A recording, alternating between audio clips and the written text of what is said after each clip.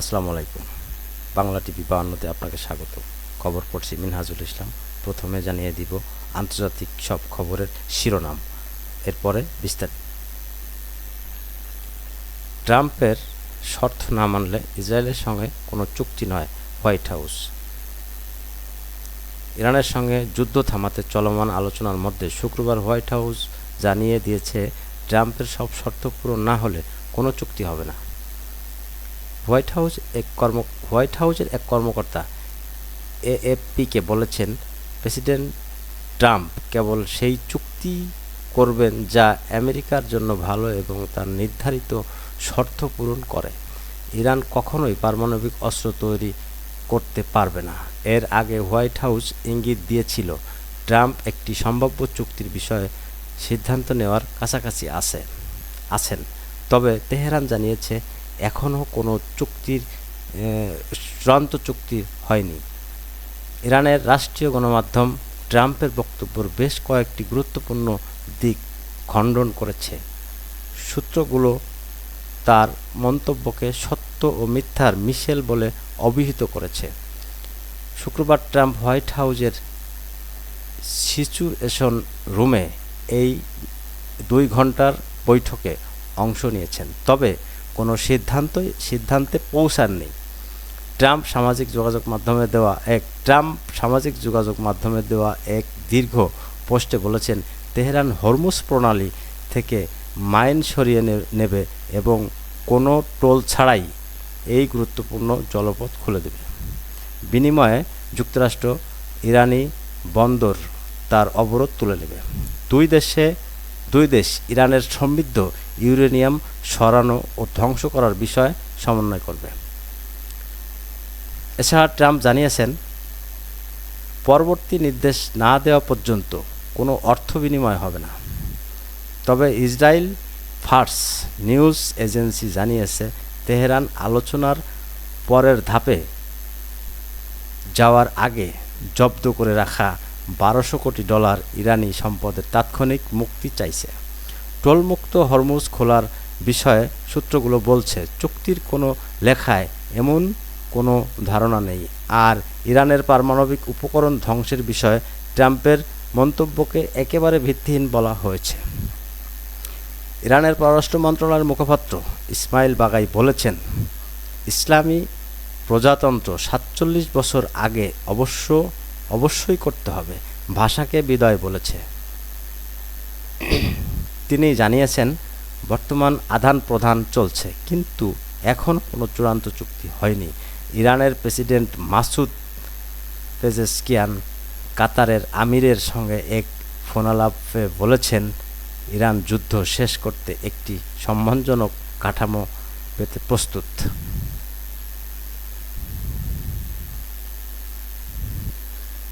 এদিকে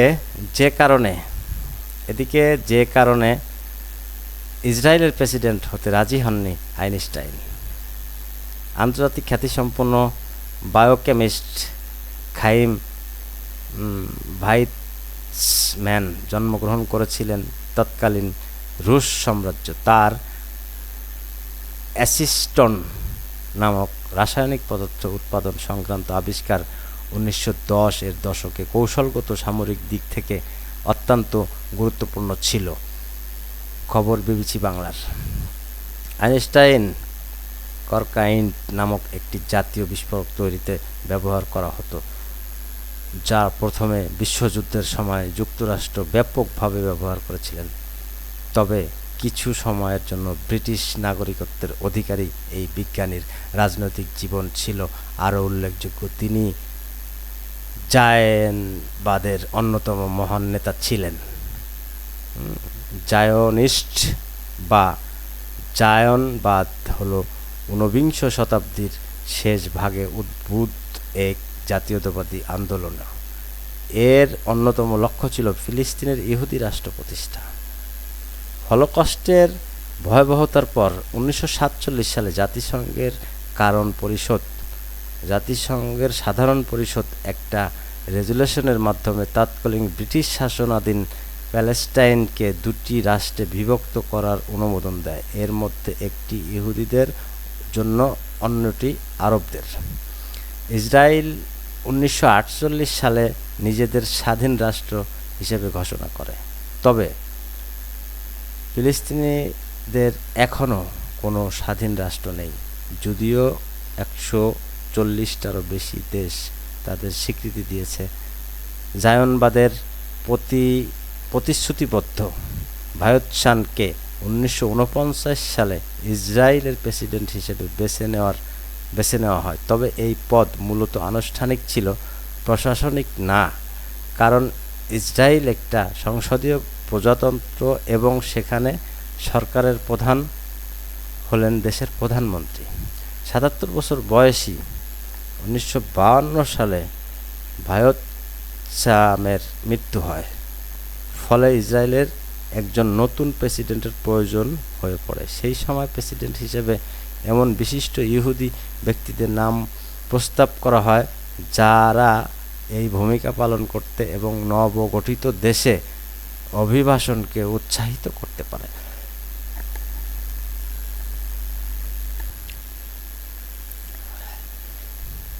তাই প্রধানমন্ত্রীর ডেভিড বেন গুরিয়নের সরকার এই পদের জন্য আবারও একজন বিজ্ঞানীকে আমন্ত্রণ জানানোর সিদ্ধান্ত নেয়। এর মধ্যে উল্লেখযোগ্য ব্যক্তিত্ব ছিলেন বিশ্বের অন্যতম খ্যাতিনামা বিজ্ঞানী আলবার্ট আইনস্টাইন। আমন্ত্রণ ও প্রত্যাখ্যান। সেই সময় মার্কিন যুক্তরাষ্ট্রের ইসরায়েলের দূত ছিলেন আব্বা ইবন। এই বিষয়ে আইনস্টাইনের সঙ্গে যোগাযোগ করেন তিনি।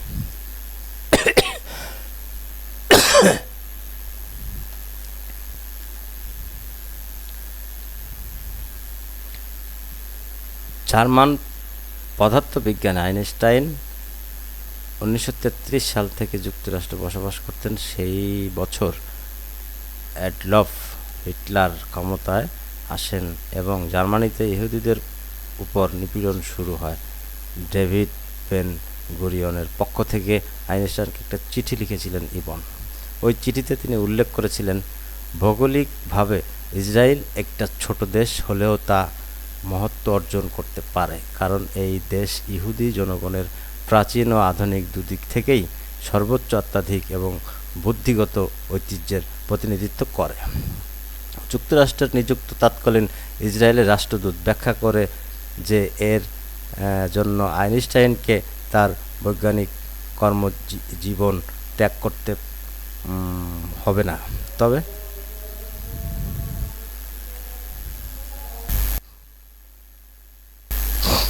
ট্রাম্পের দুই শর্তে আটকে আছে শান্তি চুক্তি। প্রায় 3 মাস পেরিয়ে গেলেও যুক্তরাষ্ট্র ও ইরানের মধ্যকার দ্বন্দ্বের কোনো স্থায়ী সমাধান আসেনি। আলোচনা এখনও চলমান। গত এপ্রিলে মার্কিন প্রেসিডেন্ট ডোনাল্ড ট্রাম্প ইরানের সঙ্গে প্রায় 2 মাসের যুদ্ধবিরতি ঘোষণা করেছিলেন।